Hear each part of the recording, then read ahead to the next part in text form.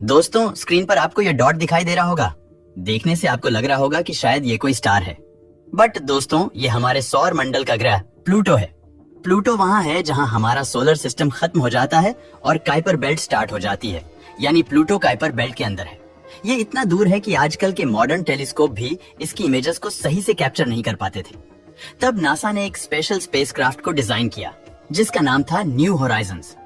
दोस्तों, new Horizons अब तक का इकलौता ऐसा स्पेसक्राफ्ट है जो कि प्लूटो पर गया। न्यू होराइजन्स को जनवरी 2006 में लॉन्च किया गया था, जो कि प्लूटो पर जुलाई 2015 में पहुंचा, यानी उसको प्लूटो तक पहुंचने में पूरे 9 साल लगे थे। और न्यू होराइजन्स ने 9 साल के लंबे सफर में उसने क्या देखा और उसके साथ क्या हुआ, यही है हमारी आज के इस वीडियो का टॉपिक। दोस्तों, न्यू होराइजन्स को 19 जनवरी 2006 को लॉन्च किया गया और ये उस टाइम का सबसे फास्टेस्ट स्पेसक्राफ्ट था।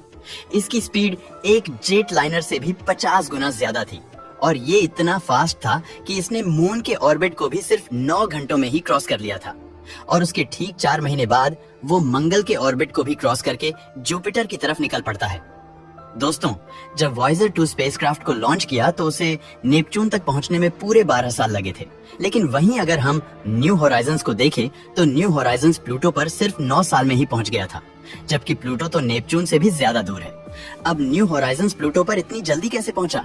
इसके पीछे एक बहुत ही बड़ा रीजन जो और कुछ नहीं बल्कि जुपिटर था। दोस्तों, जब न्यू होराइजन्स मंगल का ऑर्बिट क्रॉस करके जुपिटर के पास पहुंचा तो उसने जुपिटर की ग्रेविटी का यूज करके एक स्लिंग शॉट क्रिएट किया, जिससे उसकी स्पीड 20% स्पीड बढ़ गई और उसका सफर 3 साल कम हो गया। दोस्तों, जब न्यू होराइजन्स जुपिटर के ऑर्बिट में पहुंचा तो उसने जुपिटर के 4 सबसे बड़े मून्स की पिक्चर्स भी ली, जो है गैनीमीड, आयो यूरोपा और कैलिस्टो। ये चारों मून्स जुपिटर के सबसे बड़े मून्स हैं, तो इसीलिए ये बहुत ही खास है। दोस्तों, न्यू होराइजन्स उसके बाद वो जुपिटर के ऑर्बिट से भी निकल गया और जैसे ही बाहर निकला तो इसको हाइबरनेशन मोड पर स्विच कर दिया गया। अभी हाइबरनेशन क्या है? दोस्तों, हाइबरनेशन मतलब होता है जब ठंड बहुत ज्यादा हो जाती है तब अपने आप को उस ठंड से बचाने के लिए गहरी नींद में चले जाना, जिसे कहा जाता है हाइबरनेशन। अब जैसे कि मैंने बोला कि न्यू होराइजन्स को हाइबरनेशन मोड पर स्विच कर दिया गया था, तो इसका मतलब यही था कि न्यू होराइजन्स की सारी पावर ऑफ करके उसको स्लीप पर लगा दिया गया था ताकि वो ज्यादा से ज्यादा एनर्जी सेव कर सके। दोस्तों, न्यू होराइजन्स ने जुपिटर के ऑर्बिट से निकलने के बाद इसने 2008 में सैटर्न, 2011 में यूरेनस और 2014 में नेपच्यून के ऑर्बिट को भी क्रॉस कर लिया। मजे की बात यह है कि जब ये इन तीनों के ऑर्बिट से गुजरा तो इसने इन तीनों की एक भी पिक्चर नहीं ली, और वो इसलिए क्योंकि जब न्यू होराइजन्स सैटर्न के पास से गुजरा तो सैटर्न 1.4 बिलियन किलोमीटर दूर था। ऐसे ही यूरेनस 2 बिलियन किलोमीटर और नेपच्यून की तो नेपच्यून 4 बिलियन किलोमीटर दूर था, तो यही वजह थी। दोस्तों, न्यू होराइजन्स पूरे 9 साल तक सफर में रहा और अपने 9 साल के लंबे सफर के बाद आखिरकार वो काइपर बेल्ट में पहुंच गया। दोस्तों, 14 जुलाई 2015 ये वो दिन था जब न्यू होराइजन्स प्लूटो के सबसे करीब था।